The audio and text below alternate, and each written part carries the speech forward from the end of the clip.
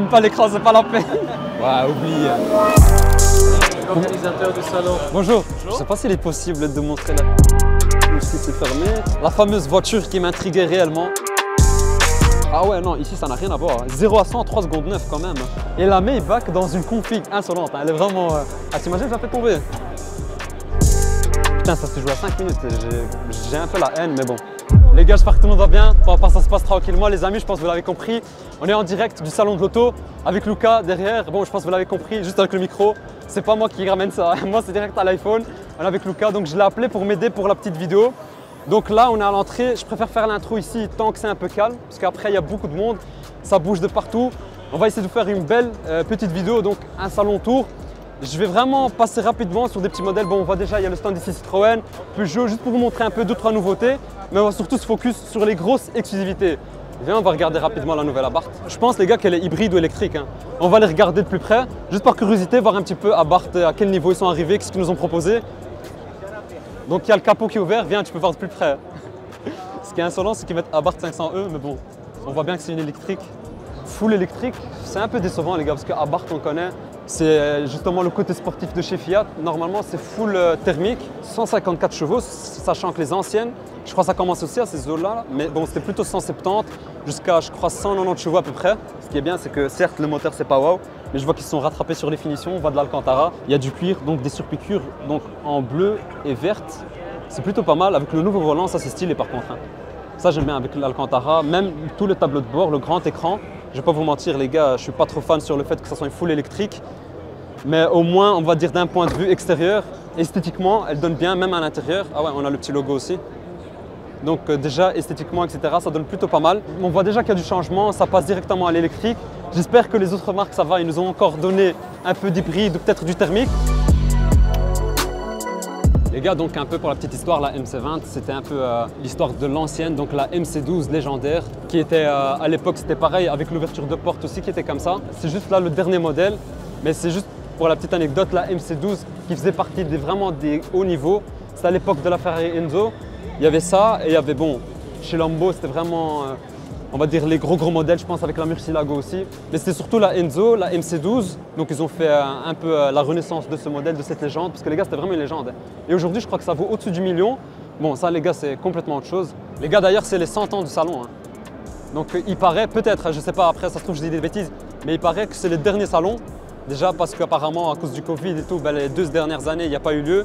Et ça ne s'est pas très bien passé. Et même cette année-ci, il y a beaucoup de marques qui n'ont pas participé parce qu'ils ont vu que sans le salon de l'auto, ils ont quand même su faire des ventes. Bon, les gars, vous savez très bien que maintenant sur Internet et tout, tu peux tout faire, configurer en ligne et tout. Mais là, vu que peut-être, déjà à cause du Covid et que le fait que ce soit le 100e salon, ça va se terminer là. Ça se trouve, je dis des bêtises, les gars. Mais en tout cas, c'est ce que j'avais vu un peu des news et tout. En attendant, on va aller quand même voir la M4. Bon, je ne connais pas exactement les performances, je ne sais pas là-dessus c'est quoi le truc et tout. Mais on voit bien que c'est sur une base de M4, avec la grosse calandre. Donc M4 GT3, il n'y a pas de siège passager, bien entendu, c'est que siège conducteur. L'aileron, il est insolent. L'arrière qui se présente comme ça. Ici à côté, on a Peugeot Sport aussi qui est là. Donc avec un nouveau modèle que je ne connaissais même pas. Hybride hypercar, donc apparemment c'est une hybride. Championnat du monde d'endurance et participera notamment 24 heures du Mans 2023. Les gars, 24 heures du Mans, ça c'est incroyable. Ça c'est 24 heures en gros pour ceux qui ne connaissent pas. Ça se passe au circuit du Mans. Donc c'est 24 heures non-stop, course, où justement tu as les pilotes qui se... Allez, c'est chacun son tour, mais c'est genre, ils récupèrent je pense des 3-4 heures, même pas. Et ça tourne. La voiture, elle tourne non-stop, elle ne s'arrête pas. Bon, bien sûr, je pense, si je ne me trompe pas, il y a des voitures de remplacement au cas où s'il y a un accident, s'il y a un gros problème. Mais c'est vraiment non-stop. Donc, c'est plutôt une course d'endurance. Ce n'est pas comme des courses classiques où c'est vraiment le premier qui arrive ou quoi. Là aussi, c'est le premier qui arrive, mais c'est surtout de l'endurance. Donc, ça ne sert à rien d'entrer, de donner un maximum d'énergie. Il faut vraiment, comme on dit, allez, vraiment sauvegarder la caisse. Enfin, pas la sauvegarder, mais plutôt prendre soin de la caisse, que ce soit mécaniquement, les pneus. Comme ça, au moins, tu perds le moins de temps possible au stand et vraiment, tu cours et tu roules. Et le but, c'est de tenir justement les 24 heures. Le premier qui tient les 24 heures, ben voilà, gagne. Donc là, on verra cette année-ci, normalement pour 2023. Donc, on va voir pour la nouvelle Peugeot, où est-ce qu'elle va se placer. Sinon, pour continuer les gars le tour, il y a Alpine aussi qui est là. Là, je vois la A110R. C'est la première fois que je vais la voir. Ah ouais, déjà, le capot en carbone. Putain, ça, c'est beau. On voit le toit aussi, qui est en full carbone et la couleur qui est magnifique. Putain, les jantes aussi, là, ils ont fait un très beau boulot. Alpine, les amis, j'ai pas encore filmé sur ma chaîne YouTube. J'ai pas encore essayé aussi, j'ai jamais roulé. Mais apparemment, c'est une caisse, déjà d'un point de vue budget et plaisir. Budget, je pense que ça vaut dans les 60-70. Et d'un point de vue plaisir, donc c'est une voiture qui est hyper légère, qui se comporte très bien, bien sportive. C'est une caisse vraiment qui m'intrigue, hein, parce que c'est une voiture que j'ai jamais essayée, mais tous les retours que j'ai eus, c'est vraiment, ça marche très bien. Je pense niveau chevaux, c'est pas extraordinaire, on va aller quand même voir la petite affiche, mais c'est pas wow, mais c'est surtout le poids. Donc le poids-puissance, c'est très bien étudié. Donc 300 chevaux. Ah ouais, non, ici ça n'a rien à voir. 0 à 100, 3 secondes 9 quand même. Par contre, le prix, les gars, le prix de celle-ci qui est exposée, ça n'a rien à voir. Le prix 112 000. Mais encore une fois, à essayer. Je compte vraiment filmer une sur la chaîne. Si on a un, les gars, qui est chaud, qu'il y en a une, pas spécialement cette édition-là, hein. Il y a une Alpine et qui veut passer sur la chaîne, il est le bienvenu parce que c'est des modèles vraiment, enfin c'est surtout une marque, mais des modèles vraiment hyper performants où ça marche vraiment très fort. On a encore ici la A110S qui est là. Et alors à l'arrière, on a la A110 GT. Donc pour le moment, Alpine, ils sont présents donc avec les A110. Et ceux qui connaissent, les gars, c'est une ancienne marque, hein. Donc c'est pas connu que par ces modèles-là, hein. À l'époque déjà, les gars, ils avaient des très belles voitures. On est circuit de Spa. Je suis pas top jeu de simulation. On va essayer de faire quelque chose. Putain, ce qui est stylé, c'est que le siège, les gars, il bouge aussi, hein. Putain, on sent toutes les vibrations, hein. Ah ouais. Heureusement que c'est un jeu de simulation. Regarde, là, tu piles sur les freins. Lucas, filme pas l'écran à l'aise. Filme pas l'écran, c'est pas la peine. Ouais, oublie. Oh, putain, je sais pas pourquoi je suis sur l'herbe. Ouais, non, là, je suis dans le décor, hein. C'était bien, c'était propre. Mais simulateur, c'est pas mon truc. Bah les gars, ouais, ça c'est vrai. La Mégane RS, c'est fini, hein. Donc maintenant, c'est passé en hybride ou je pense full électrique, si je me trompe pas. Mais ah ouais, par contre, il y a la nouvelle Renault 5. Viens, ça c'est intéressant, ça. Ça, on va aller voir. Mais ça, c'est un putain de concept, hein. Les gars, pour ceux qui ne se rappellent pas, Renault 5, bon, maintenant, c'est des voitures de l'époque, hein. Je pense que ça fait partie des old-timers maintenant. Mais regardez un peu, là, ils ont fait, on va dire, un restylage pour remettre encore ce modèle-là. Mais pour le moment, ça reste qu'un prototype, hein. On le voit, il y a écrit prototype R5. Par contre, les gars, la Alpina, elle est belle, hein. Elle est belle, mais ce que je préfère surtout, wow, là, t'as failli perdre la caméra, hein. Là, j'ai vu entre l'objectif et sa tête, gros, il y allait avoir un sacré constat. Ah, désolé. Là, j'ai failli moi. La X7, elle est incroyable. T'as vu la couleur? C'est violent, hein. Salut, ça va? Tu vas bien? Tranquille. Tu veux aller? Ouais, ça dérange pas, j'étais en train de faire un vlog en même temps, j'étais en train de filmer. La famille, je voulais juste vous montrer un peu le prix avant. 178 000 quand même, hein. 621 chevaux. La vérité, les gars, pour ce prix, je trouve que tu as une belle caisse quand même, hein. Bah les gars, merci beaucoup au frère en tout cas, il nous a laissé passer. Mais regardez un peu, donc extérieurement comment ça se présente. Alpina XB7 avec la belle signature, ici le noir. Et le côté, les gars, est magnifique. Je sais pas c'est quoi le nom de la couleur, mais tu vois, par rapport, en fait, tu vois là c'est un peu sombre, et là avec la lumière, voilà c'est ça. Elle change par rapport à où tu es. Et ça par exemple, la nuit, tu la vois arriver, tu vas dire c'est un full black. Alors que la couleur au soleil, elle est magnifique. Regardez-moi ça. Je vois que les sièges aussi, on peut les bouger. Donc on a une petite molette ici. Et c'est une 7 places, ouais. Vu que c'est sur une base d'une X7, la config, elle est réussie. Dites-moi un peu dans les commentaires ce que vous en pensez, hein. Mais la couleur, elle est vraiment magnifique. Donc là, l'avant, qui se présente de la sorte, avec le bas, le petit badge Alpina, écrit juste en bas, éclairé en bleu. Et c'est exactement la même chose que l'arrière. Donc les sièges, donc en brun. Le volant, on voit qu'il est différent aussi. Donc avec le petit badge Alpina dessus. Donc voilà comment ça se présente. Ah ouais, même sur les palettes au volant, hein. Et ici, on a une petite plaque, ça c'est important ça. Petite plaque BMW Alpina XB7 202. Bon les gars, pour le père de famille, parce que c'est une 7 places, hein, qui veut une grosse voiture, unique. Parce que voilà les gars, c'est unique, tu n'en croises pas dans tous les coins de rue. En même temps, donc pour la famille, pour voyager, et à la fois élégante, parce que la couleur extérieure, les gars, le type qui s'y connaît pas, bah, il va se dire c'est une voiture de dingue, tout simplement. Tu prends ça, je pense que c'est le compromis parfait. Là les gars, c'est vrai que la calandre, ça faisait polémique, mais là-dessus les gars, elle donne très bien. En même temps, c'est un gros monstre, mais elle est magnifique, j'aime beaucoup, hein. Celle-ci, donc j'ai vu ici les porte-plaques, bah, d'ailleurs elle vient de chez Jean-Michel Martin, parce que d'ailleurs les gars, c'est chez eux où il y avait le petit stand d'Alpina, leur concession. Donc Jean-Michel Martin, Dragon Boss, le frérot il bosse là-bas, donc merci beaucoup à toi. Grâce à lui, on a pu donc vous montrer un petit peu les deux. Il n'y en a qu'une en Belgique qui tourne et c'est celle-ci, hein. Donc c'est vraiment hyper exclusif. Celle-là c'est une d'Allemagne, Ok. Il y a juste un client qui l'a acheté en Allemagne, qui l'a importé et qui roule en Belgique, mais celle-là elle va repartir. Donc Ok. il n'y a qu'un client qui roule en XB7 pour le moment. Il y a une 720S juste là, qui est magnifique. C'est une caisse que j'adore les gars. McLaren, c'est magnifique. D'ailleurs, petit teasing, abonnez-vous à la chaîne, une McLaren va bientôt arriver. Pas n'importe laquelle, c'est une McLaren préparée. Putain, regarde le souci du détail. Le porte-plaque en effet carbone. Pour que ça matche aussi avec le pare-choc. Non, ça c'est beau ça.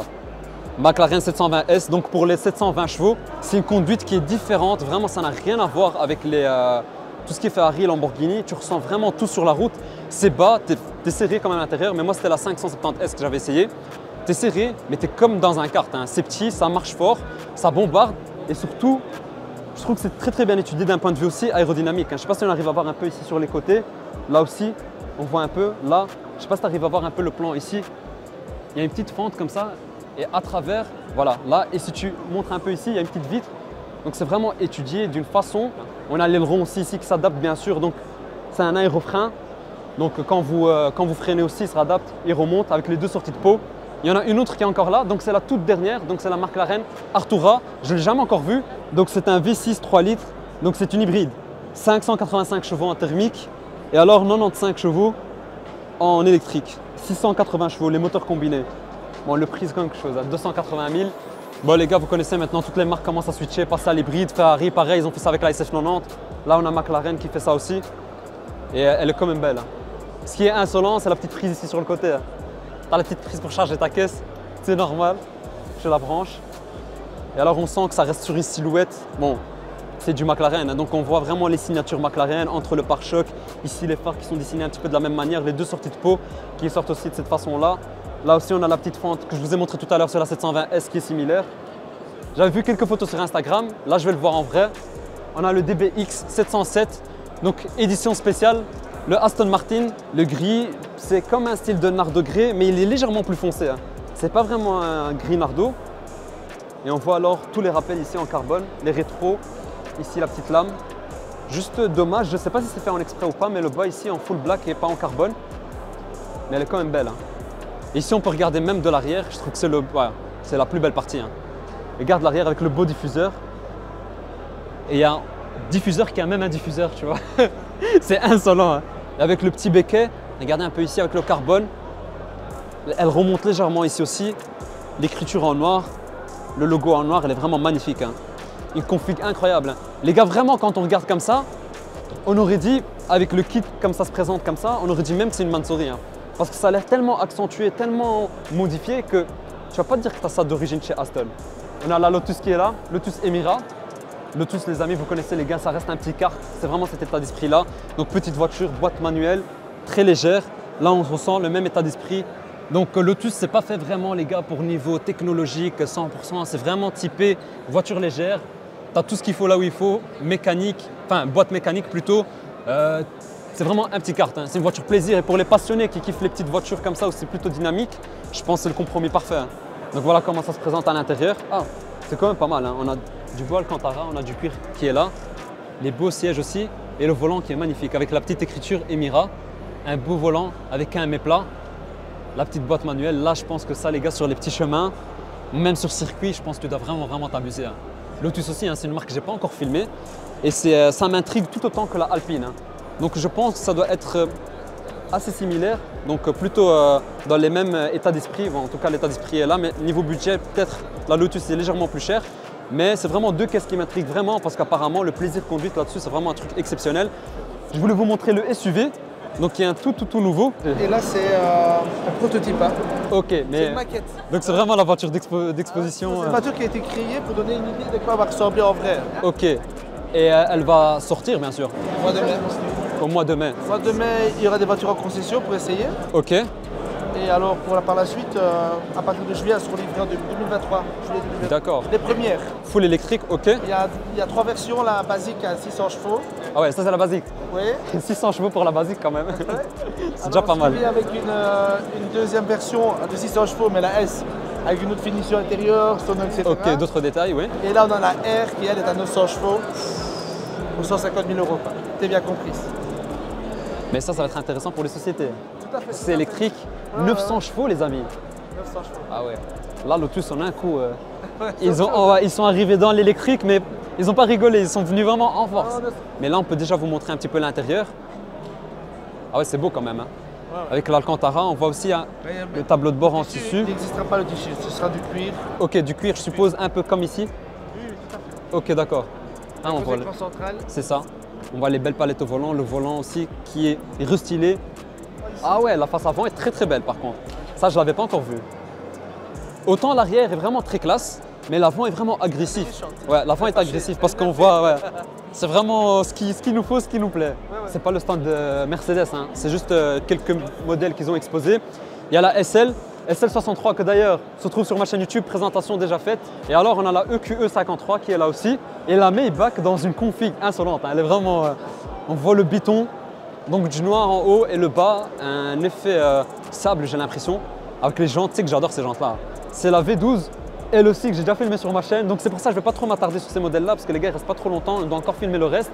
Ce qui est dommage les gars, je comprends pas aussi, il y a le Cybertruck, ils l'ont annoncé il y a quand même un bon moment, mais il n'y en a aucun qui est exposé, ils ne nous montrent pas, on ne sait pas quand ça va réellement être livré. Et il y en avait un, il m'avait envoyé un message sur Insta, il m'avait dit qu'il en avait commandé, donc j'ai hâte de voir ça parce que les gars sur Bruxelles, un gros Cybertruck, ça va être insolent.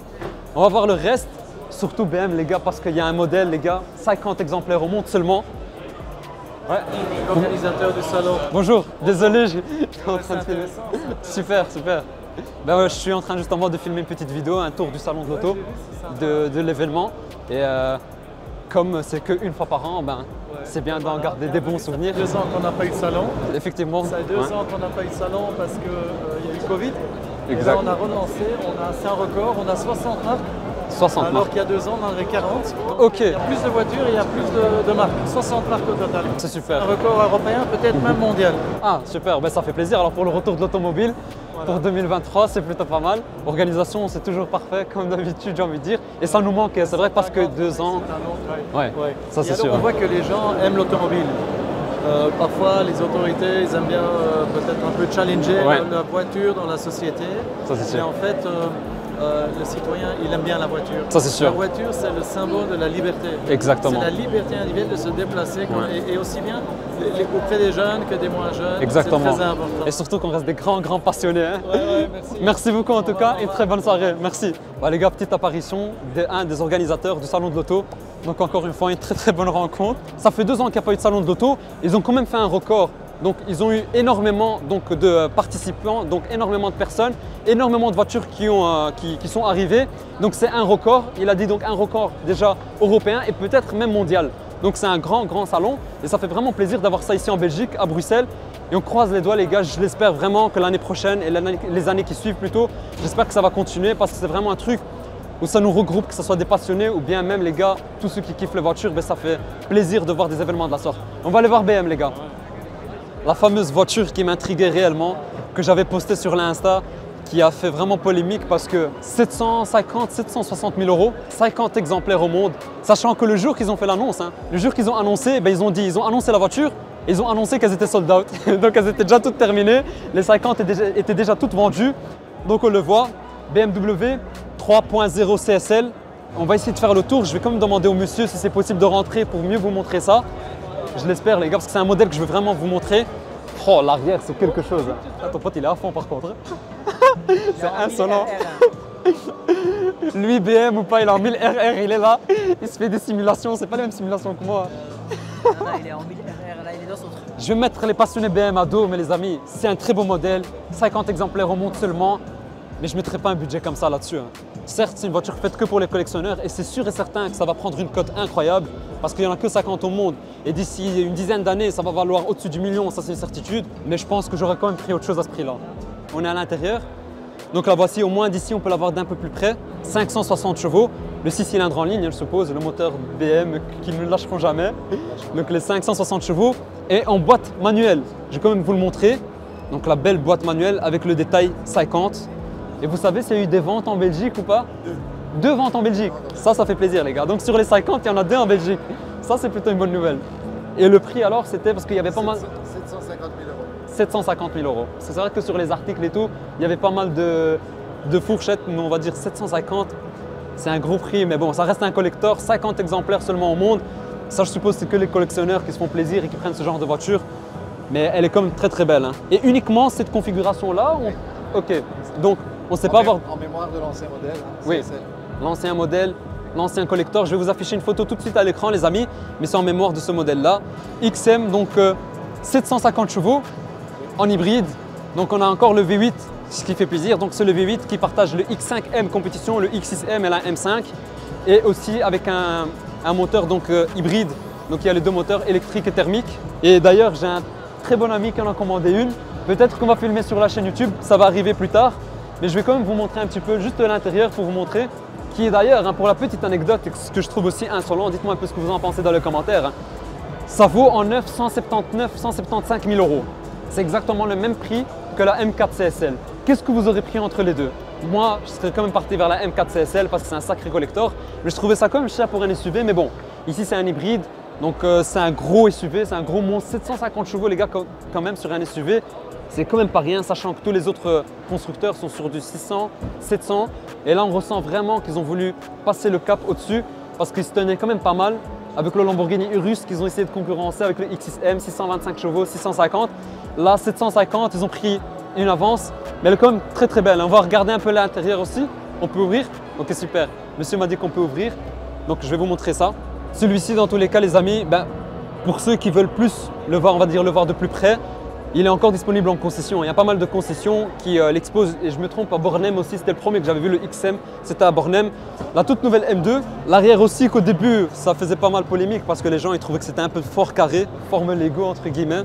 Mais je trouve qu'il donne quand même très très bien. Hein. On a les 4 sorties de peau, donc les grosses sorties de peau de chaque côté.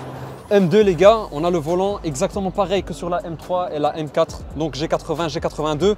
Passionné uniquement les gars, boîte manuelle, putain quel plaisir quand même. Ah ouais, par contre les rapports ils passent tellement... c'est tellement précis. Le nouveau écran donc, qui est présent juste comme ça. Donc ça change des anciens écrans, on avait les aiguilles. Là c'est une planche, un peu comme chez Mercedes, mais là à la façon BM entre guillemets. Il y a la M3 Touring aussi qui est là les amis, que j'ai déjà filmé. Et c'est pour ça que je ne vais pas m'attarder dessus, mais elle est déjà filmée sur le vlog qu'on avait fait donc au Zout Grand Prix, donc pour les 50 ans de M. C'est triste, mais les livraisons, ça prend énormément de temps, donc il n'y en a pas encore qui ont été livrés, mais j'ai vraiment hâte d'en voir sur la route, parce que c'est quand même une très très belle voiture. Pour son plaisir, je vais monter sur la moto, parce qu'il m'a dit qu'il veut que je monte sur la moto. Ah, t'imagines, j'ai fait tomber. C'est comme ça. Attends, il faut que je cale bien mes pieds. Les gars, par contre, c'est une de ces positions, tu sais que c'est violent. Hein. T'imagines comme ça, à des grosses vitesses, à du 200 et tout. Bah les gars, faut pas rouler à 200. Porsche, c'est par là. Donc on va quand même aller par là pour voir ça. Parce que c'est réellement là que je vais y aller. Les gars, vous voyez une Chiron, moi tout ce qui m'intéresse c'est la GT3 RS les amis. La montre pas encore. Laisse la surprise. Bon les gars, c'est tout ce qu'il nous reste à vous montrer. Bon, on va aller voir les gars, j'espère qu'on peut encore montrer la GT3. Hein. Je vais quand même demander avant. Hein. Bonjour. Bonjour. Je sais pas s'il est possible de montrer la GT3 RS ou si c'est fermé. C'est fermé maintenant. À 5 minutes près. Bon les amis, bon, c'est déjà ça, hein. C'est déjà ça. Elle est là, mais qu'est-ce qu'elle est belle par contre. Donc 911 992 GT3 RS. Mais la GT3 RS, je suis obligé de la poster en story sur Insta, partager un peu. Les gars, on va essayer d'avoir l'avant. J'espère qu'on va réussir à l'avoir, le plan là de l'avant. Putain, ça s'est joué à 5 minutes. J'ai un peu la haine, mais bon. Les amis, elle est incroyable. C'est vraiment un très très beau modèle. Bon, dommage les amis, on n'a pas pu rentrer, mais au moins vous avez la petite prise comme ça. De l'extérieur, on a su vous le montrer un petit peu. Mais elle est exceptionnelle. Hein. On dirait que je suis sponsorisé par le salon, alors que mes entrées, je les ai payées. Je suis même pas venu un jour les presse. Bon les amis, c'est ici que je vous termine ce vlog. Donc on trouvait que c'était insolent de terminer ici avec la M4, donc la M4 GT3 qui est juste là, avec les Formule 1 à côté. Les gars, je vous termine cette vidéo juste là, donc j'espère que vous avez kiffé. C'était plutôt le rush parce qu'on ne savait pas réellement comment vous organiser la vidéo parce que c'était la première fois que je viens, donc je ne connaissais pas où est-ce que c'était les stands, les marques et les voitures qui étaient exposées. Donc on a fait vraiment ça au feeling. Donc ce qui est bien, c'est que ça donne vraiment un vlog 100% naturel, c'est pas plus mal. N'oubliez pas de mettre un maximum de j'aime. Donc encore une fois les amis, les modèles vraiment qui m'intriguaient, c'était la 3.0 CSL, la GT3 RS. Donc dites-moi un peu dans les commentaires ce que vous en pensez. Là on était servi un maximum au niveau des modèles et des nouveautés. Donc voilà, abonnez-vous parce qu'il y aura beaucoup de modèles que j'ai montrés là sur la vidéo qui seront présents pour cette année-ci en présentation sur la chaîne. Donc abonnez-vous pour que vous ratiez aucune vidéo. Partez voir mon Instagram, Bruce Spot. Un max de j'aime, je compte sur vous. Merci à Lucas qui est derrière la caméra, qui m'a aidé pour filmer tout ça. Et moi je vous dis à la prochaine. Ciao tout le monde.